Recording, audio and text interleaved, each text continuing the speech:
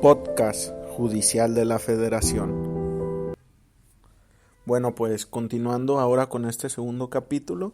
hacía falta analizar algunos de los criterios que fueron publicados el pasado 31 de enero del 2020, pero ahora centrándonos en todas las materias y pues claramente excluyendo los que ya fueron expuestos en el de materia penal. Sin embargo, pues esto no significa que sea la única materia relevante, sino que podemos localizar criterios que pueden ser importantes tanto en aspectos constitucionales, administrativos, civiles, entre otros. Para muestra de ello, algunos de los criterios que fueron emitidos esta semana. El primero de ellos se trata de una tesis con número de registro 2021-551,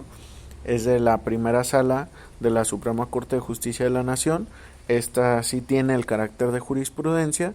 y dentro de su contenido señala lo siguiente: tutela jurisdiccional efectiva, diferencias entre el derecho a recurrir un fallo ante una instancia superior y el de acceder a un recurso adecuado y efectivo. Si bien los derechos mencionados giran en torno al derecho fundamental de tutela jurisdiccional efectiva contenido en el artículo 17 constitucional, debe tenerse presente que dichas prerrogativas son autónomas, con dimensiones y alcances propios que exigen desarrollos interpretativos individualizados que abonen en el entendimiento y configuración del núcleo esencial de cada derecho. Ahora bien, en cuanto al juicio de amparo, la Corte Interamericana ha establecido que éste se encuentra en el ámbito del artículo 25 de la Convención Americana sobre Derechos Humanos, Pacto de San José, reconociéndolo por su naturaleza como el procedimiento judicial sencillo y breve que tiene por objeto la tutela de todos los derechos reconocidos por la Constitución y la Convención citada. El mismo tribunal precisó que el recurso consagrado en el aludido artículo 25 no es el recurso de apelación, el cual está previsto en el artículo 8.2 inciso H del mismo tratado. Esta diferencia entre el derecho a la protección judicial y el derecho a la revisión es de suma relevancia para entender cuando se está en presencia del derecho a recurrir un fallo ante una instancia superior en respeto al derecho al debido proceso, y cuando se está ante la exigencia del derecho a un recurso que ampare derechos fundamentales de fuente nacional o convencional. Por tanto, el juicio de amparo debe considerarse como un medio de defensa diseñado para proteger los derechos consagrados en la Constitución y la Convención Americana, y no como un mecanismo de segunda instancia, esto es, un recurso que sirve de margen para la revisión de una decisión en el marco de un proceso. Creo que esta acotación que realiza la primera sala de la Suprema Corte, pues es hasta cierto punto necesaria porque pues muy a menudo los operadores llegamos a considerar o llegamos a establecer o llegamos a alegar o a plantear el que un recurso deba de seguir los parámetros del artículo 25, pero propiamente ya como se ha definido por la Suprema Corte, pues no, la fuente de los recursos está en ese artículo 8.2 inciso H. Por ejemplo, en materia penal, los parámetros que se fijan en el tema de la segunda instancia, incluso hay criterios de la propia Corte de México en donde se señala como el derecho a la segunda instancia en materia penal. Incluso cuando se llegó a analizar el tema de si el artículo 468 del Código Nacional de Procedimientos Penales era constitucional o no, uno de los aspectos que se plantearon era que la vulneración era propiamente del derecho a la segunda instancia y no propiamente de este artículo 25 de la Convención Americana. Sin embargo, para efectos prácticos, pues ambos aspectos contienen características esenciales, características específicas que deben de permitir el que las personas tengan un acceso a los mismos. Es decir, el hacer esa diferencia pues puede resultar en un aspecto práctico, en un aspecto teórico, pero finalmente para efectos garantistas, pues ambos tienen una serie de repercusiones que deben de ser aplicadas y reconocidas dentro del marco local. Como segundo criterio de los relevantes de esta semana, Es una tesis con número de registro 2021-548, la cual también tiene el carácter de jurisprudencia. Es del Pleno del Tercer Circuito en materia administrativa y se trata de un criterio que resulta relevante por un tema político que se dio en el contexto local del Estado. Hace algunos años se planteó la posibilidad por parte del Consejo de la Judicatura local de hacer una famosa lista de reserva de jueces, una lista a la cual se habrían de apegar durante los próximos meses y años para hacer las asignaciones de los jueces. En un momento dado, alguien toma la decisión de ya no tomar en consideración dicha lista,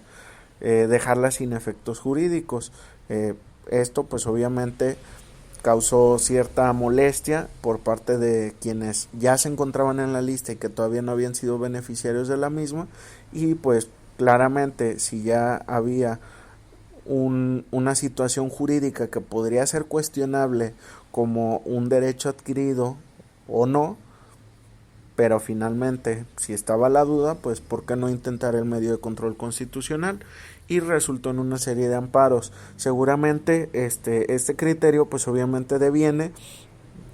de algunos amparos que hubiesen sido resueltos, que posteriormente llegó al recurso de revisión o al recurso de queja en los correspondientes tribunales colegiados, y que derivó también en la correspondiente denuncia de contradicción de tesis y que finalmente se resolvió bajo esta vía. Pero bueno, ¿qué contiene este criterio? Suspensión provisional en el juicio de amparo. Procede contra la determinación del Consejo de la Judicatura del Estado de Jalisco que deja sin efectos la lista de reserva estratégica para ocupar el cargo de jueces de primera instancia. Ya en su contenido señala: con base en los lineamientos de la jurisprudencia de la primera sala, se puede establecer que la determinación del Consejo Local, por medio de la cual deja sin efectos una lista de reserva estratégica para ocupar el cargo de jueces de primera instancia, únicamente evoca una consumación parcial que desde luego no impide el otorgamiento de la medida suspensional, de reunirse los requisitos legales para su otorgamiento, por lo que en atención a la necesidad de conservar la materia del amparo, así como el ejercicio de ponderación del interés social, la no contravención a disposiciones de orden público y al principio de apariencia del buen derecho, se colige que en el juicio de amparo es posible otorgar la suspensión provisional contra este tipo de determinaciones, porque no se causaría perjuicio al interés social ni se contravendían disposiciones de orden público, habida cuenta que su otorgamiento de manera provisional es para el único objeto de que no surta efectos esa determinación y que se siga considerando al quejoso como juez designado en la materia que corresponda si hubiere vacantes en el orden señalado en la lista definitiva de aspirantes aprobados, hasta en tanto se resuelva la suspensión definitiva en el juicio constitucional de donde derive el asunto, sin que para ello pueda anteponerse en su designación a los que le precedieren en esa lista, salvo que gocen de una medida suspensional que también les permita ser considerados para ocupar las referidas vacantes, alcance que no afecta el servicio público de impartición y administración de justicia, en tanto que éste busca la elección de los mejores candidatos para ser titulares de los órganos encargados del servicio de impartición de justicia en la entidad, y precisamente con la concesión de la medida cautelar se genera ese beneficio en favor de la colectividad que se encuentra interesada en el óptimo ejercicio de la actividad jurisdiccional mediante la elección referida, la igualdad de oportunidades sin privilegios o ventajas irrazonables que se asegura con la observación de lo establecido en la convocatoria, máxime que fue la propia autoridad responsable quien la emitió, realizó el concurso de oposición y aprobó la lista definitiva de vencedores. Es un criterio interesante porque pues finalmente era previsible que las resoluciones que se pudieran llegar a tomar tanto en vía de suspensión como incluso en cuanto al fondo de la cuestión se terminaran resolviendo por esa vía. Sin embargo, a mí al menos en lo que señala el criterio me parece que parte de una falacia cuando da por hecho de que quienes están en la lista son los mejores candidatos para ser titulares de los órganos. Claramente si se siguió un proceso que en su momento se podría considerar que siguió los lineamientos y siguió la normativa que en su momento estaba vigente. Pero hay que recordar que desde hace algunos meses se reformó la Constitución Política del Estado de Jalisco y se reformaron diversos numerales de la Ley Orgánica del Poder Judicial del Estado de Jalisco. Una serie de numerales que tienen trascendencia tanto dentro de la designación de magistrados como dentro de la designación de jueces. Entonces, aquí prácticamente pasa por alto el pleno de circuito dicha situación, y seguramente también se pasó por alto dentro de las tesis que se emitieron originalmente. Es decir, se presupone que ya por haber estado en la lista ya estoy por encima de los demás. Sin embargo, si hay un cambio en las normas para hacer más exigentes los procedimientos y los concursos de oposición, entonces pues no se puede alegar, a mi parecer, el que quien ya estaba en la lista tenga el mejor perfil, cuando ahora se cree que debe de haber otros supuestos, que debe de haber otros elementos de valoración que también tendrían que ser materia de un análisis y de un concurso correspondiente. Esto no significa obviamente que quienes están en la lista pues sean peores candidatos, pero creo que al menos el análisis jurídico es desacertado al plantearlo de esa manera. Es decir, el solo hecho de estar en la lista y con un cambio en la normativa que rige los concursos de oposición, se pierde ese elemento, se pierde esa presunción de creer tanto jurídica como socialmente que quien está en la lista es el mejor candidato. Pero bueno, ese es un tema de suspensión, probablemente ya sería dentro del fondo, donde también pudiera llegar a analizarse esa cuestión que estoy planteando. Por otro lado, otro de los criterios también que pudieran considerarse relevantes es la tesis con número de registro 2021-535. Esta tiene como rubro mecanismos alternativos de solución de controversias en materia de protección al consumidor. Si las partes pactan que deben agotarse antes de acudir a los tribunales competentes, debe prevalecer el acuerdo de voluntades.